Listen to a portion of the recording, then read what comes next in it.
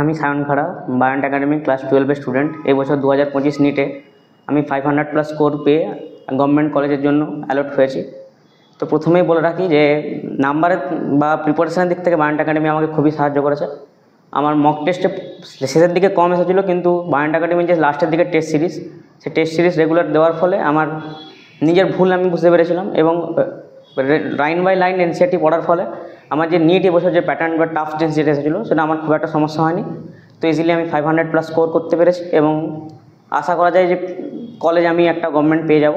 এবং এর জন্য যে বায়ান্ট একাডেমি যে ফ্যাকাল্টিগণ তারা খুবই হেল্প করেছেন, তাদের শর্ট নোটস বা এনসিইআরটি যে রিডিং সেগুলো আমাকে এক্সামে কোশ্চেন করার জন্য খুবই হেল্প করেছে। এবং বিশেষ করে আমি টেস্ট সিরিজের কথা বলবো, এই টেস্ট সিরিজের জন্যই আমি আমার নাম্বার ইনক্রিজ করতে পেরেছি, যেটা আমার জন্য খুবই একটা প্রবলেম্যাটিক ছিল, যে আমার নাম্বার কোনোভাবে ইনক্রিজ করতে পারছিলাম না আমি টেস্টে, আদার্স যে টেস্ট দিতাম।